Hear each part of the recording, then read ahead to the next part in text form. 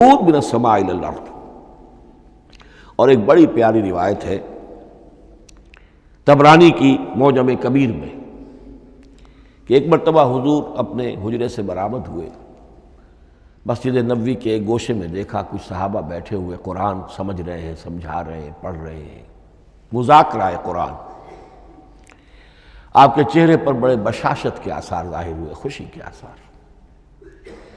آپ چل کر تشریف لائے، پہلے ایک سوال کیا، الستم تشہدون اللہ الہ الا اللہ وانی رسول اللہ وہذا القرآن جاء من عند اللہ، کیا آپ لوگ اس کے گواہ نہیں ہیں کہ اللہ کے سوا کوئی معبود نہیں اور میں اللہ کا رسول ہوں، اور یہ قرآن خاص اللہ کے پاس سے آیا ہے؟ صحابہ کا جواب کیا ہو سکتا تھا؟ بلا یا رسول اللہ، کیوں نہیں اللہ کے رسول، ہم گواہ ہیں، اللہ کے سوا کوئی معبود نہیں، آپ اللہ کے رسول ہیں اور قرآن خاص اللہ کے پاس سے آیا ہے۔ اب آپ نے فرمایا فاستبشروا، خوشیاں مناؤ،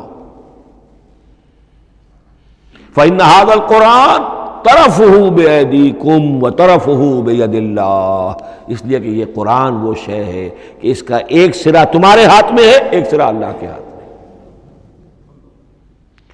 تو وصول الی اللہ کا مؤثر ترین طریقہ، تقرب الی اللہ کا مؤثر ترین طریقہ، سہل ترین طریقہ، شور شارٹ طریقہ وہ قرآن مجید ہے۔ اس اعتبار سے بھی کہ ہے ہی اللہ کی صفت، یہ ہم بحث کر چکے ہیں پہلے، اللہ کا کلام ہے، کلام صفت ہوتی ہے، اور صفت لا عین ولا غیر، یہ قرآن اللہ کا غیر نہیں ہے، ہم سمجھ نہیں سکتے، لیکن یہ کہ ہر صفت جو ہے وہ تو در حقیقت نہ عین ہے نہ غیر ہے۔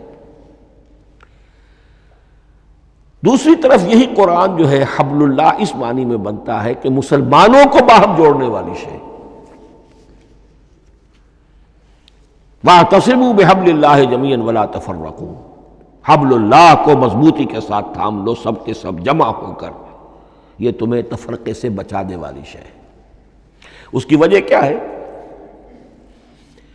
ظاہر بات ہے کہ انسانوں جو ہے ان کے اندر اتحاد پیدا ہوگا اتحاد فکری کے نتیجے میں، فکر ایک ہو، نظریات ایک ہوں، ویلیوز ایک ہوں، مقاصد ایک ہوں، تبھی تو انسان متحد ہوں گے۔ یہ بھیڑوں کا غلہ تو نہیں ہے کہ چرواہے کی ایک لاٹھی کافی ہے ان کو جمع رکھنے کے لیے، وہ بھیڑوں کا غلہ ہے۔ انسانوں کو جمع کرنے کے لیے کوئی ایسی شے جو تمہیں ایک فکر سے، ایک نظریے سے، ایک مقصد سے، ایک نصب العین سے متصف کر دے، وہ تمہیں جوڑ دے گی۔ اور قرآن وہ شے ہے جو ایک فکر دیتا ہے، ایک خیال دیتا ہے، ایک نظریہ دیتا ہے، ایک عقیدہ دیتا ہے، ایک مقصد دیتا ہے، ایک نصب العین دیتا ہے، اللہ کے لیے جینا، اللہ کے لیے مرنا، ان صلاتی و نسکی و محیایا و مماتی للہ رب العالمین، ایک آئیڈیل دیتا ہے محمد الرسول اللہ کی شکل میں، لقد کان لکم فی رسول اللہ اسوۃ حسنہ۔ اب قرآن وہ چیز ہے کہ جو تمہیں آپس میں جوڑتی چلی جائے گی، تمہارے درمیان اتحاد پیدا ہو جائے گی۔ آخری چیز، مسلمانوں پر قرآن مجید کے حقوق کیا ہیں؟ یہ صرف اشارہ کروں گا اس لیے کہ اس پر میرا کتابچہ موجود ہے، اور اس کتابچے کو اللہ تعالیٰ نے بہت قبول عام عطا فرمایا۔ اس کا انگریزی ترجمہ کیا ایک صاحب نے، از خود کیا، خود ہی ٹائپ کیا، خود ہی چھپوایا۔ عربی ترجمہ ایک صاحب نے کیا، خود کیا۔ فارسی ترجمہ ایک صاحب نے کیا، خود کیا، بغیر کسی معاوضے کے۔ ملیشیا میں وہ چھپ چکا ہے، لاکھوں کی تعداد میں عام ہو چکا ہے۔ پھر میں نے ایک موقع پر 1970 میں رمضان مبارک کے دوران آخری عشرے میں مولانا بن نوری رحمۃ اللہ علیہ تشریف لائے ہوئے تھے مدینہ منورہ، اور میں نے بھی وہ پورا رمضان مبارک اس سال وہیں کیا تھا۔ میں نے ان کو دیا تھا کہ آپ دیکھیے اس میں کوئی غلطی ہو تو مجھے بتا دیجئے، میں اسے بڑے پیمانے پر شائع کرنا چاہتا ہوں۔ انہوں نے حالت اعتکاف میں مسجد نبوی میں پڑھا ہے، صرف ایک جگہ ایک جملے میں انہوں نے اصلاح تجویز کی، وہ میں نے کر دی۔ اس اعتبار سے اب یہ کتابچہ جو ہے مصدقہ ہے مولانا محمد یوسف بن نوری رحمۃ اللہ علیہ کا۔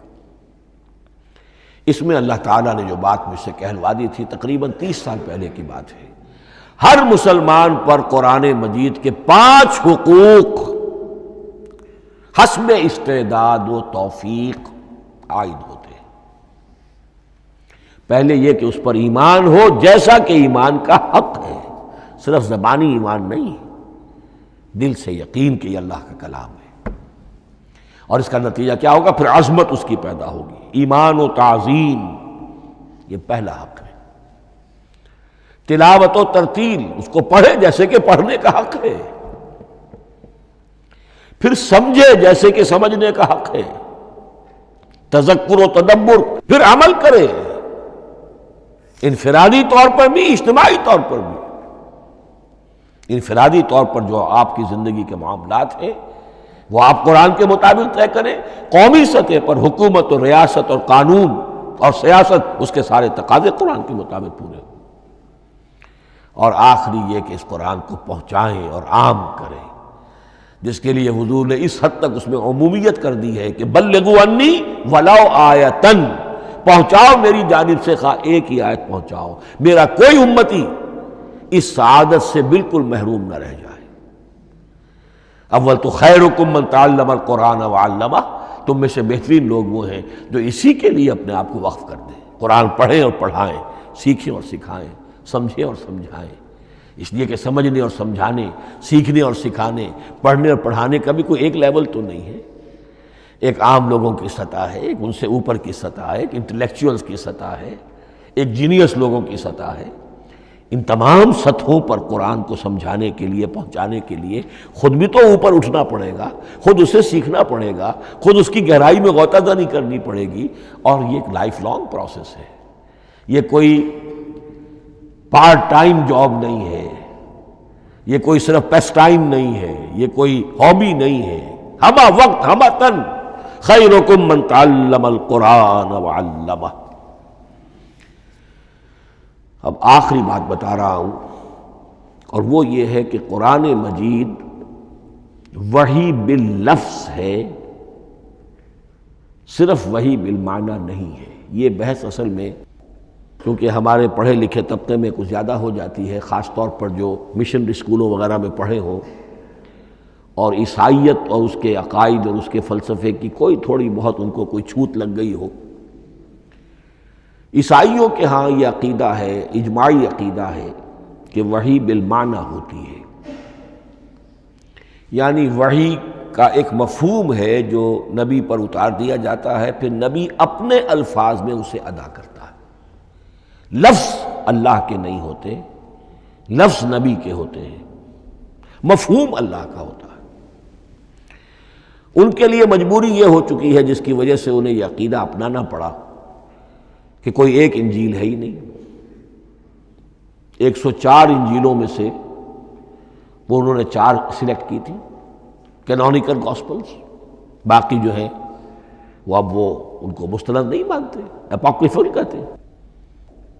اور میں نے ایک مرتبہ ایک پادری صاحب سے، مسٹر وائٹ ہوتے تھے منٹگمری میں نے ان سے پوچھا which one of them is Bible, یہ متی اور یہ لیوک اور مارکس اور جان، ان میں سے کون سی بائبل کون سی ہے؟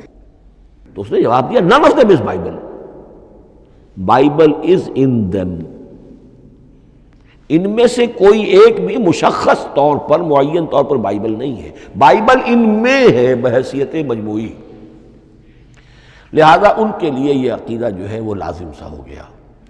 ہمارے ہاں بھی بعض فلاسفہ نے اس قسم کی باتیں کی ہے کہ جن سے یہ دھوکہ لگتا ہے، لیکن میں خاص طور پہ چونکہ علامہ اقبال کا تذکرہ میں نے آج کیا ہے، اسی حوالے سے میں ان کا ایک واقعہ بیان کرنا چاہتا ہوں۔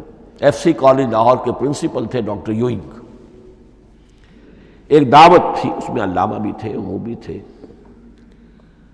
تو ڈاکٹر یوئنگ نے کہا، وہ بڑا فلسفی تھا، کہ ڈاکٹر اقبال ہم نے سنا ہے کہ آپ بھی وحی باللفظ کے قائل ہیں، آپ جیسا پڑھا لکھا شخص، عالم، دانا۔ علامہ اقبال نے فرمایا جی ہاں، اور مجھے تو اس کا ذاتی تجربہ ہے، مجھ پر تو جو شعر نازل ہوتے ہیں وہ الفاظ میں ڈھلے ہوئے ہوتے ہیں، میں ان میں تبدیلی کرنا چاہوں تو نہیں کر سکتا، تو اگرچہ اس سوال اس جواب کو ہم کہیں گے کہ یہ الاجوبۃ المسکتہ، مسکت چپ کر دینے والا جواب تھا کہ جو علامہ اقبال نے دیا، لیکن ذہن میں رکھیے یہ کہ جو وحی باللفظ ہے وہ ختم ہو چکی محمد الرسول اللہ صلی اللہ علیہ وسلم پر۔ وحی رسالت وحی باللفظ ہے، وہ ختم ہو چکی۔ البتہ الہام، کشف، رویا، القاء، یہ وحی بالمعنی ہے، یہ کوئی ایک شے ہے جو دل میں ڈال دی جاتی ہے، اس کے دروازے آج بھی کھلے ہوئے ہیں۔ اور یہ جان لیجئے قرآن مجید کی حقانیت کا جو اصل ثبوت ہے وہ یہ ہے کہ آپ اسے اپنے باطن کے اندر محسوس کریں۔ یہ جو باطنی تجربہ علامہ اقبال نے کہا ہے کہ انسان اپنے باطن میں محسوس کرے کہ ہاں یہ بات ہے، ٹھیک ہے، اس کے لیے کہ علامہ ابن قیم رحمۃ اللہ علیہ کا قول ایسا ہے، بڑا پیارا قول ہے، قرآن کے کچھ پڑھنے والے ایسے ہیں جب قرآن کو پڑھتے ہیں تو یوں محسوس کرتے ہیں کہ ہم مصحف سے نہیں پڑھ رہے، لوح قلب سے پڑھ رہے ہیں، ہمارے دل پر لکھا ہوا قرآن موجود ہے، یعنی ہماری فطرت، ہمارے اندر کی کوئی حقیقت ہے جو سرٹیفائی کر رہی ہے، توثیق کر رہی ہے، اٹیسٹ کر رہی ہے کہ ہاں یہ ٹھیک ہے۔ اور اس کی وجہ کیا ہے؟ ہماری روح اور اس قرآن کا منبع وہ ایک ہی ہے، وہ ذات باری تعالیٰ ہے، یہ کلام اللہ ہے اور ہماری روح امر اللہ۔ یسألونک عن الروح قل الروح من امر ربی وما اوتیتم من العلم الا قلیلا۔ بس میں اسی پر اکتفا کر رہا ہوں۔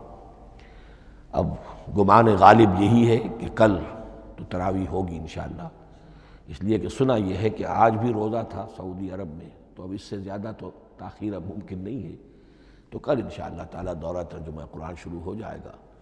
بارک اللہ لی ولکم فی القرآن العظیم ونفعنی وإیاکم بالآیات والذکر الحکیم۔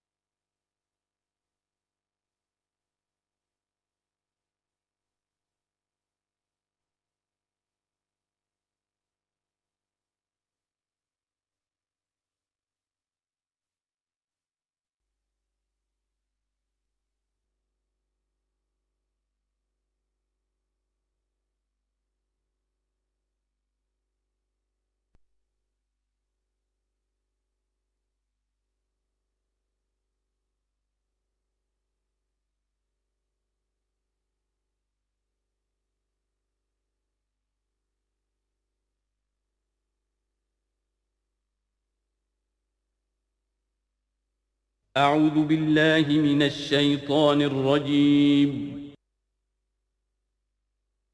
بسم اللہ الرحمن الرحیم۔